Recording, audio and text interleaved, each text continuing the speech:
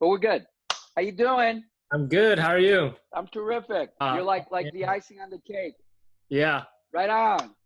my I gotta represent Los Right Angeles. on. Yeah, so the beach is just opened, but you can't gather, you can't sunbathe, you can't play volleyball, or you can't bike around on the beach. So can you go? Can you go in the water? That's all you can do is just go in the water. Just go in the water and get out Yeah. and walk.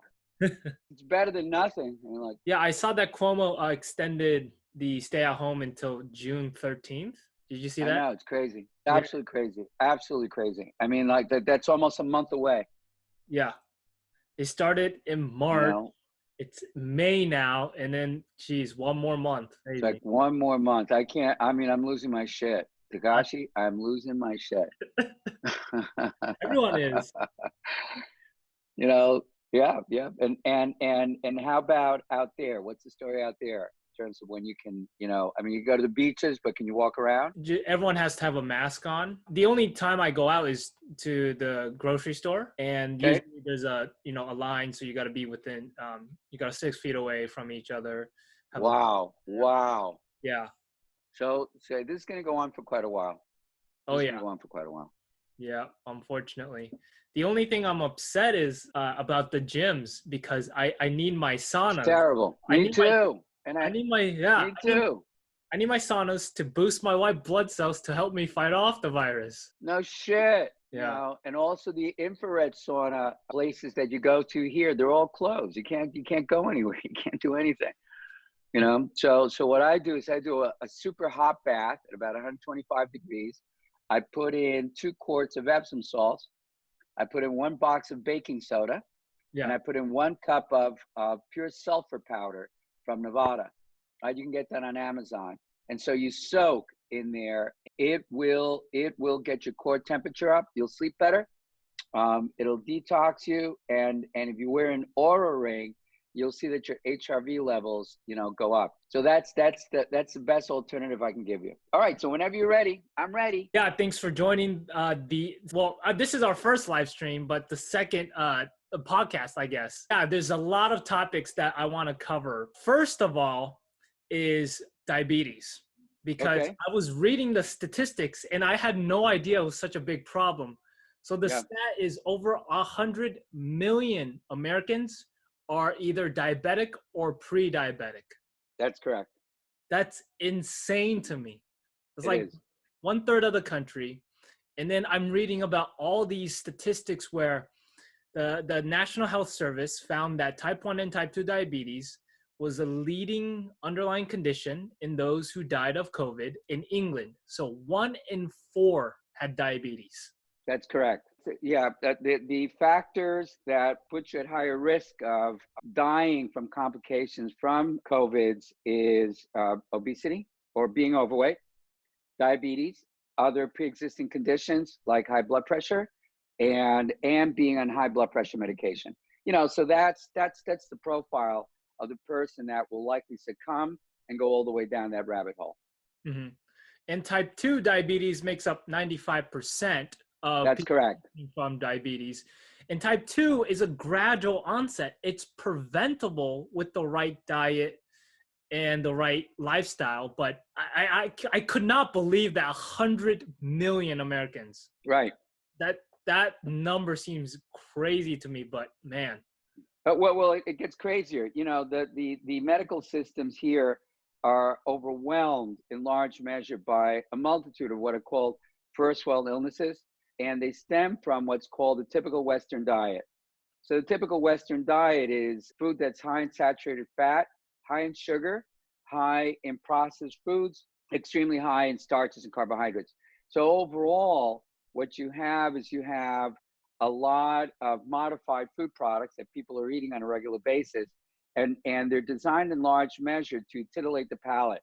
They're either, like if I remember reading that McDonald's considers crunchy a taste, right? So if it's crunchy, salty, and sweet, if it falls into any one of those categories, then you're going to buy it. You're going to go to a fast food outlet, so long as you're getting something that's crunchy, right? Salty and sweet. That's the winning combination. Like bacon. right? I mean, So they put bacon in everything. You know, it's got ice cream with bacon. deep fried bacon. And people eat gallons of that crap and blow their bodies up, their hearts up, their pancreas up, their ability to regulate blood sugar. So yeah, so you've got relatively young people that are already, you know, type 2 diabetics, right? If you start your day off with coffee right off the bat, and whether you use a sweetener or not, that already causes problems within your body's ability to regulate both insulin and blood sugar. Right? That's why people crash when they drink coffee hours later. And what they do is they have another cup of coffee, probably with a sweetener. So in between that, what happens is there's severe deregulation that occurs with the palate. The palate's not designed to have, or rather the brain, the body, the adrenal system is not designed to have that much caffeine coming in. So it deregulates the palate. The palate can't then tell what it should be eating or not. So it begins to seek out, like a missile, what's salty, sweet, and crunchy, right? And so people buy, you know, candy bars, cookies, whatever. You know, I mean, this is a culture of people that are constantly consuming food. So you've got 70% more or less of the American population is overweight, and out of that 70%.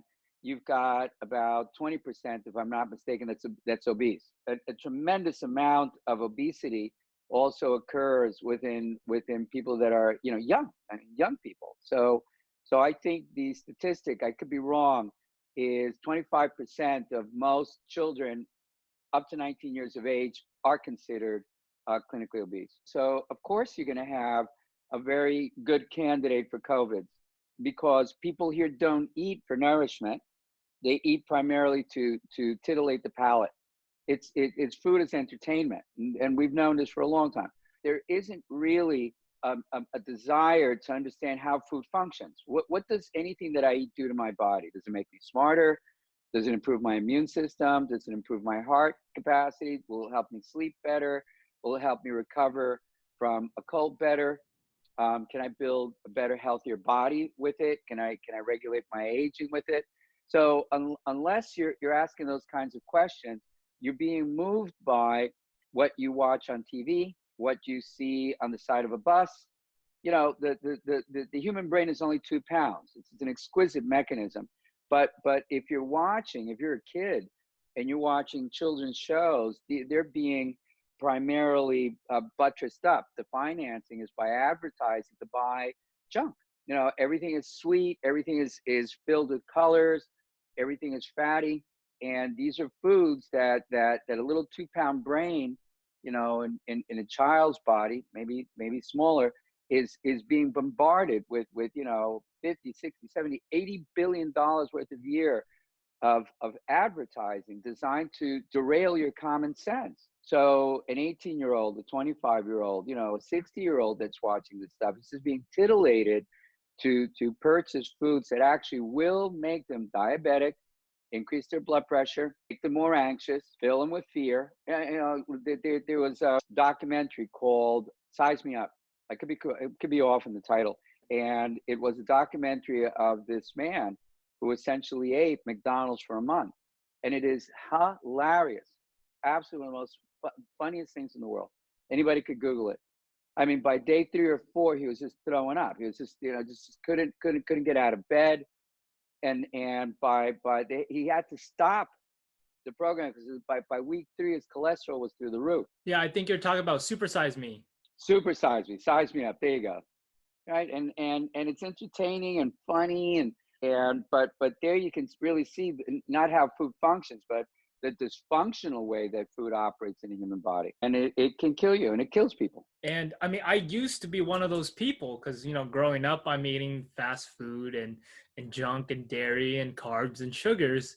But then at the age of 26, my body said no. Like my gut really sent me signals in the skin, and it said I can't take enough. And so it made me debilitated in my bed and bleeding on my sheets. And I'm like, wow, I can't do this anymore. So now that I understand nutrition and how important it is, I'm going to biohack my, you know, health to get clear skin and to achieve longevity. And Correct. for me, I see it as it was a blessing in disguise. When I was going through it, it sucked. It was hell. It was painful 24/7. But then Yes. when I healed, now I know that obviously food can be the ultimate medicine, but it can Correct. also be the ultimate poison. That is correct. Yeah. It is very much so. If you go to any educational institution in the country, public school, middle school, high school, college, you're never really going to get any insight into how to eat properly. That's just not the way the system is set up. You know, everything that has to do with food, the food channels that are out there are designed to deliver, you know, foods that do make people ill. People don't know that the human body, for instance, is designed not to eat, that we should have periods of time where we underfeed, undereat, and we've talked about this, intermittent fasting, right? So this is an evolutionary adaptive response. All predators are hungry most of the time until they kill something, and then they're satiated, and then they rest for a little while until the pangs of hunger begin to come back in. When you look at a predatory animal, like a human being, you know, 50,000 years ago, let's say, going through a savanna, it would look and identify something that it would want to kill and eat, an antelope, let's say. And if you were looking at it, and it was maybe, I don't know, 1,000 yards out in front of you, probably there were several hundred other eyeballs looking at it too. And as you would take off and run to see if you could get it, you'd be lucky if you would get one out of every three or four. Right? There would be so many other predators around looking at the same moving piece of lunch. You wouldn't eat necessarily all the time. Lions on the hunt, lionesses on the hunt, big cats, bears, and so on, they go through extended periods where they're being moved and motivated by hunger. But what we do know is that there's a very repairing aspect to actually not feeding for periods of time. And actually, the phenomenon begins to occur to how your body repairs itself when you're actually experiencing long periods of hunger. And then you eat. So there's going through periods of time where you're not feeding. You then enter a phase where you're hungry. You may enter a phase where you're hungry for a period of time, and then you eat. At each one of those moments, your body moves into one or two phases. One is called autophagy. Autophagy is where the body begins to repair itself. Many cells that are not healthy self-destruct. And the other system that we move into is called apoptosis, where cells replace themselves with new cells. So as we get older, or as our skin or our complexion or our hair doesn't look up to what our standard is, what you want to do is you want to have a good system of autophagy and apoptosis. You want to have those two systems working really well. So they work really well when you do underfeed, when you fast, when you go through periods of extended hunger. Those systems work work really well. And the consequence of that is that whenever you fast, whenever you underfeed, whenever you do that a couple of times a week, you actually create the circumstances by which your body can repair itself and take years of wear and tear off. Mm-hmm. Yeah, and I've been diving into the pathways of mTOR, the mammalian target of rapamycin, and You're right. how it inhibits autophagy. So when we eat too much proteins and glucose and spike up our insulin, then we activate mTOR, but then we inhibit autophagy. And Correct. growing up, we need to activate mTOR to have protein synthesis for our cells to grow and to replicate. But when we're older, we actually want to inhibit mTOR and activate autophagy because mTOR is also the same pathway as cancers. And mTOR is overactivated in over 70% of cancers. Correct. And when I found that out, I'm like, man, I'm fasting. I mean, I'm already intermittent fasting, and I do about a 3-day fast every month. But Correct. I might do even more, just to live to 777 years old. Yeah, and you want to get there in great shape. You know, Peter Attia is very big on the 3-day fasting. Peter Attia, for those listeners that don't know, is a pediatric oncologist, really a big fan of everything that has to do with anti-aging, age reversal, living a better life. He's a great athlete also, very smart, profound intellect. and he recently did a podcast. His show is called The Drive, where he talks about how he would typically do a 1 week, 7 day water fast, and that now he's got that down to what he does is every month is he does 3 days of water fasting along with intermittent fasting every week. And he found that to be almost equivalent to doing a 7 day fast on a quarterly basis for a multitude of reasons. So I just think that underfeeding regularly every week, some days having only one meal, going to bed on an empty stomach, waking up and having done 16, 17, 18 hours with nothing, in your body, but really stimulates autophagy in a remarkable way. And it reduces your risk of a multitude of illnesses. We fasted many, many type 2 diabetics. And after about day 3, day 4, day 5, if you put a glucose monitor on them, their blood sugar begins to normalize. So there are great advantages in terms of just this tool alone. You and I could spend, this podcast, several others, talking about all the different ways that a person can fast, what are the advantages, but just about anything at all that mimics ancestral dietary habits, ancestral dietary practices when we were hunter-gatherers will get you there. Yep. And another disease that it can help is Alzheimer's. So I was looking into Alzheimer's, and it's a buildup of beta amyloid, specifically 42 proteins inside the brain, and which forms plaques, and it degrades cell function. Well, we can remove these proteins by activating autophagy and by fasting. And Alzheimer's is such a terrible disease. That's correct. It saddens me that not many people understand the benefits of fasting and of autophagy. And then, their family members are, suffering. That's kind of why we're out here trying to teach people how to live a healthy life. Remember that we are hunter-gatherers, and the signaling mechanism, and we're animals. Right? So before we're anything, we are a primate. We're a walking, talking ape. We're monkeys, right? With this amazing brain, this amazing capacity to think in ways that no other animal can. Once we solve the problem of feeding ourselves, great agriculture, modern storage facilities, refrigeration, on and on and on. You've got now industrial farming, industrial breeding of animals that we consume. And then you have no requirement to go out, hunt, and gather food. So you and I could actually blow our bodies up, blow our hearts up, blow our digestive system up, blow our skin up, blow our pancreas up, blow up our bodies, because we have access to food 24 hours a day. All right, so you can go anywhere and buy anything that you want at any point and overeat yourself literally to death, and it's legal in America. So there isn't, built into our culture any practice where what you do is not feed for a period of time. In Muslim culture, they have Ramadan, and at some point, different points within Catholic culture, you would fast. In the Greek Orthodox Church, many people from that following will do fasting, especially around Easter, for periods of time. So it's built into certain cultures, certain religious practices, but it's not built into American culture at all. People are afraid of hunger. The first time that appetite shows up as a signaling mechanism, everybody, they're off and running and eating.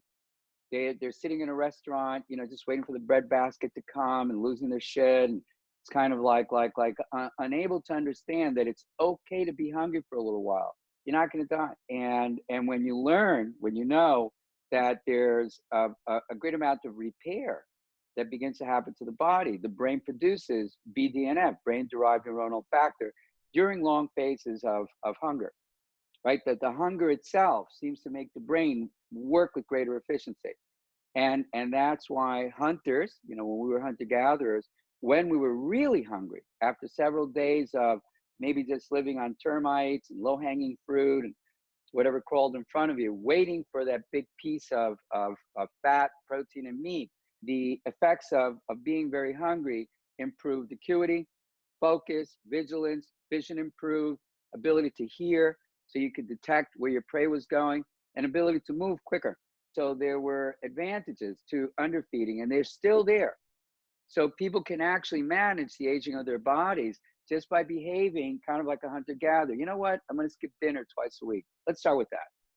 And the consequences are, just like you said, autophagy, along with any number of repair systems that are kicked into place by underfeeding. Mm-hmm. And I noticed that my skin healed at an accelerated pace when I did the 3-day fast. And I noticed my pores were tighter and smaller, and that happens because the sebum production levels decreased by 40% in one study.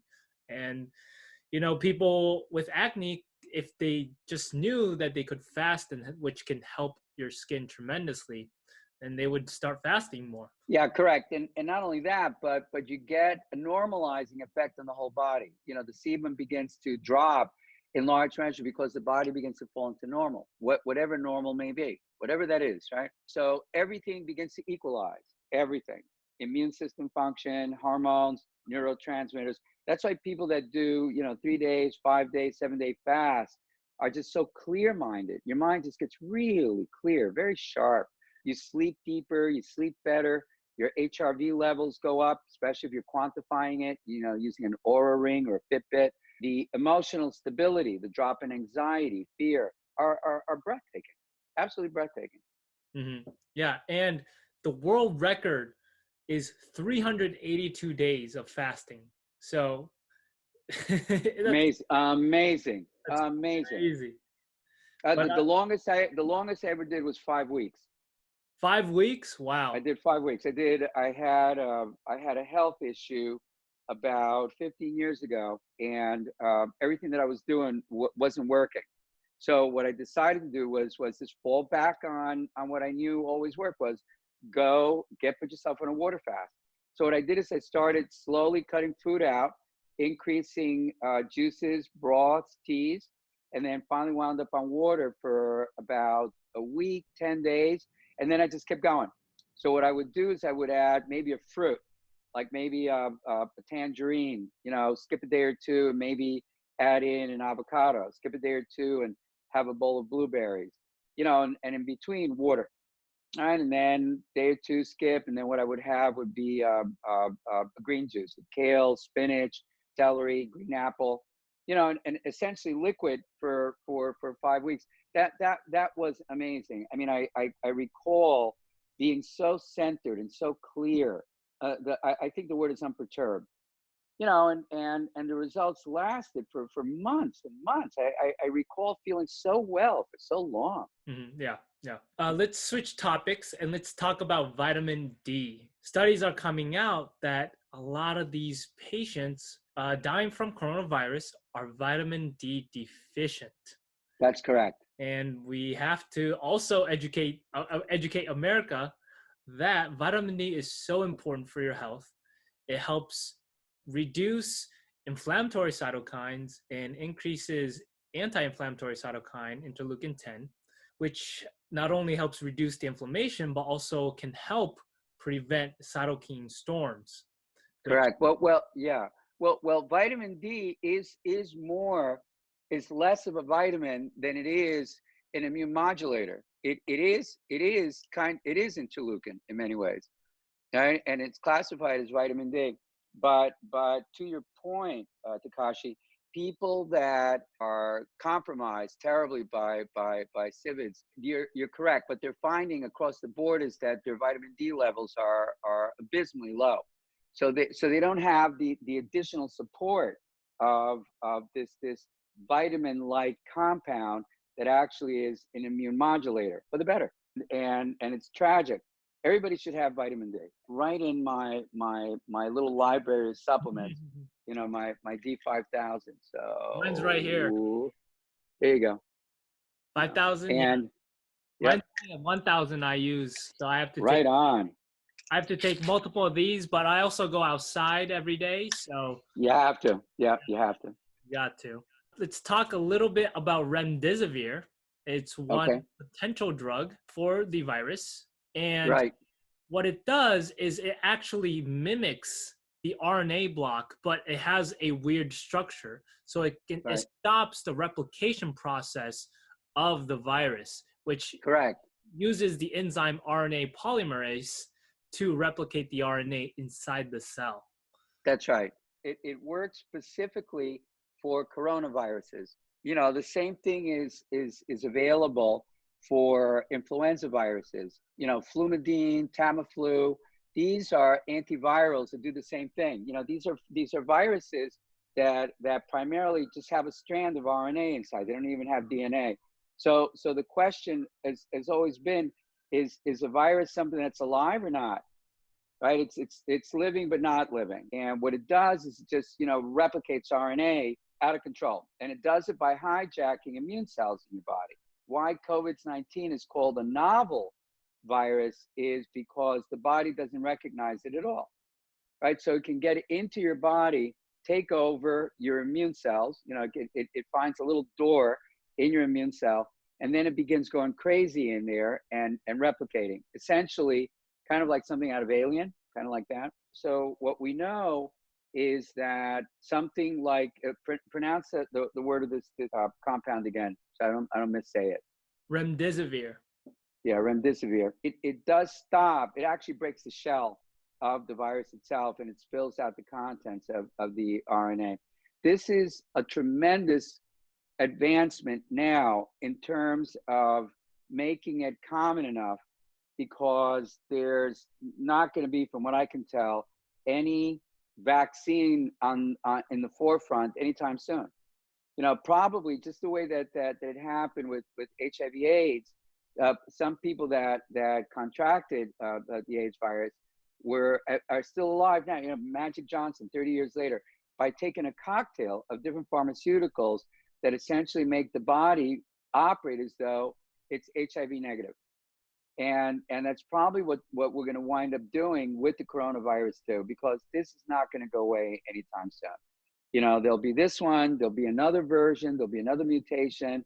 So what we have to find is the kind of pharmaceutical weaponry that will control the replication in your body of the virus. But at the same time, you have to work on building a very strong immune system. Right? Strengthen your lungs. You have to be fit. You know, smoking is crazy. Eating out of control is crazy. All the things that we were talking about before are insane in terms of being able to not be COVID's proof, right? But if it hits you, that you're able to withstand the blow and maybe get through it, you know, with minimal damage. Mm-hmm. And this gives us a nice segue into what supplements we can take in order to boost our immune system to help us fight off the virus. And one of them being your immunoglobulin immune powder. And correct, IgG. Yeah. IgG immune powder on your website. And could you tell us a little bit about the ingredients inside? Well, immunoglobulins, dietary immunoglobulins, are produced primarily by mammals when they give birth. You know, so if a cow gives birth or mommy gives birth, the first production of her milk is immunoglobulin rich, IgG rich. It's essentially the baby's immune system. It's colostrum, which is the first expelling, several weeks, however long the expelling of colostrum occurs, and that is what produces immune system for the baby. The calf, the foal, and you can extract IgG from dairy. So people that are lactose intolerant can actually take it. We use IgG because immunoglobulins are one of the first lines of defense in building a strong immune response, right? So it also feeds the whole esophagus, your stomach, it coats it, your whole bowel, and it also supports a strong probiotic environment. Right, so probiotics, you know, the different ones that we have too. There's one that I love very much that we designed. It's called ProBioBoost. So ProBioBoost is a form of what's called bifidobacteria. Bifidobacteria is also a certain strain of many strains of probiotics that mount a very strong immune defense. 70% of the immune system actually is regulated out of the probiotics in your intestinal tract.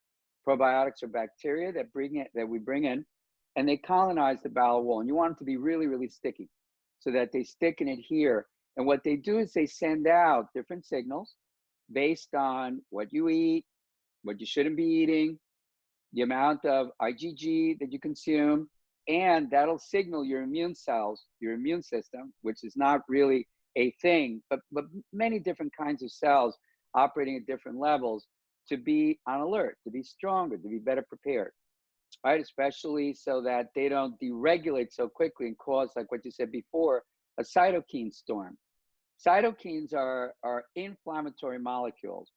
Small amounts when you're being attacked are important. So if you're getting a bad cold, it's important for your body to produce some cytokines, these inflammatory molecules, to push the infection out. If your system is overheated, which is what happens when the coronavirus gets into your body, that system that produces a little bit of inflammation, a little bit of cytokines, can't stop.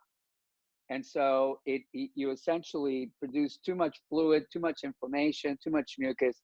And many people that do wind up with pneumonia after getting COVID-19, they're essentially drowning on their own fluids, on their own mucus. They're on an X-ray, their lungs are just devastated. So that's a full cytokine storm, right? And that's why so many things are important on the path to having a good immune system. Being able to do saunas on a regular basis, being able to do hot baths on a regular basis. These are things that temper your immune system extremely well. Mm-hmm. Besides that, all the different things that we're talking about, vitamin D is critical. IgG immunoglobulin powder is critical. Probiotics are critical. And there are other supplements that I think are very powerful in mounting a very strong immune response too. Beta glucans are critical. This is an extract. Beta glucans are made from grains. By the way, they're separated. So for people with allergies, beta glucans work remarkably well because they're a product made out of grains, and they have a profound effect on your heart. But besides that, beta glucans also allow your body to mount a very strong immune response overall. So beta glucans are another line of defense. And we can keep stacking and stacking until you have a very complete immune response. Like you won't be bulletproof, but you'll be sufficiently able to withstand anything coming at you. Mm-hmm. And it's important for the viewers and listeners to know that immunoglobulins are your most common antibody, and they make up 75% of the antibodies. And then what it does, it binds to the pathogens like the virus or bacteria, so that white blood cells can do their job and kill it, which helps to protect you against infections. And correct. Your immune powder is really great because it has the active key ingredients, not only immunoglobulins, but also salicylic acid and lactoferrin, which support the immune system. It's got gangliosides, which signals the immune cells. Correct. And oligosaccharides, which help modulate the microbiome. Very good. So it has a lot of key ingredients to help you boost white blood cells and to help you fight off the virus. Yeah, I would say it optimizes immune capacity. That's what you want, right? You want an immune system that's working like it should and will defend you better, if you're being attacked by a virus or by anything else. We're still going into a flu season this winter, right? So there's still going to be the influenza viruses around that we're going to have to contend with. New viruses pop up every single year, so all the time. What people are learning now is that there are thousands and thousands of viruses out there, and the question is, what's going to be the next candidate, and how well will we be prepared, to deal with any one of these attacks, any one of these attacks on our bodies. Yep. So it's really important for the viewers and listeners to optimize your health starting today. Take some supplements, eat vegetables and fruits, go outside, get some sun, get some vitamin D. You have to combine every single part of the puzzle piece in order to live a healthy life. You can't just... That's correct. You can't just eat healthy and not exercise. You have to do everything, or else you're kind of missing that puzzle piece and you could be vulnerable in the future. Well, let's just say that the pieces of the puzzle, so that the viewer can understand it, or maybe almost like a hierarchy. like at the bottom of it is sleep, right? So you have to get good quality sleep, and a lot of it, between 8 to 9 hours sleep on a regular basis. You should have a quantifying tool, like the Aura Ring. So this actually measures what's going on during my sleep phase, so that when I get up in the morning, I can look at the app. It's called Aura, Oura, and it'll tell me how much sleep I got, how much I tossed and turned, how much deep sleep I got, my HRV, how much light sleep I got, how much REM sleep. And so I can keep correcting every day until I get the right amount of sleep, know the right time to go to bed, and then I can quantify it. This is like, okay, the winning formula. So based on how I sleep, I know how my day's gonna go, right? I'm much more likely to think better. My brain will replace itself, the neurons that are aging. My heart will actually be able to slow down sufficiently. All that is measured by the Oura Ring. So the basis of everything is adequate sleep. Your sleep hygiene is critical. No TV, no cell phone, no nada. When you're in bed, you're in bed, and what you need to do is find the means by which you can fall asleep better, either by using certain supplements that'll help you do that, right? Maybe you're somebody that needs to listen to an audiobook. Okay, great, have that. There's a great set of headphones that are called Cocoon, Kakoon. Cocoon just wraps on your head, and I can Bluetooth it and listen to a story. I can listen to an audiobook. I can listen to meditation. I can listen to pink sound, white sound, which sounds like the ocean crashing, for instance, and go into very deep sleep very quickly. Sleep is at the bottom, the most critical. That'll make your nutrition, which is the second level, work even better. And there, what you want is a lot of what you said. It has to be very, very well thought out. What are the foods that work for you? What are the foods that work in terms of what we know? You can Google anything that we're talking about here. You can go online and pick any number of books that will educate you better. I would recommend Walter Longo's book, The Longevity Diet, if you want to go a little bit more vegetarian. I recommend your book. Thank you. The Balance would be great. Look and Feel Fabulous Forever, The Healthy High-Tech Body. They're all available on Amazon. And I've laid out comprehensive ways of eating there, which are intended to control inflammation, cytokine storms, allow you to sleep better, stay slim, keep your musculature in the right place, right? No matter what your age is. From there, you also have to know that in terms of nutrition, intermittent fasting, right? Kick over to the next category, exercise, right? So that you're fit at any age. Exercise becomes extremely important. So you don't need to kill yourself, but you just need to know what it is that's going to serve your best interest, but you need to move every day. Movement is really important on a daily basis. And on top of that are nutraceuticals, so that we're taking things like vitamin D, IgG, beta-glucans, fish oil, different protein compounds that I think are terrific. I take HMB, hydroxymethylbutyrate, or BCAA powder, because it keeps your muscle mass in really great condition. Different kinds of green powders that I put into my smoothie to increase nitric oxide. So I use a lot of beet powder. I use what are called human greens. And I use my own powder, which is called Argiflow, which is a combination of arginine and citrulline. Arginine is an amino acid that strengthens your heart, but it also builds a better muscle when you combine it with citrulline.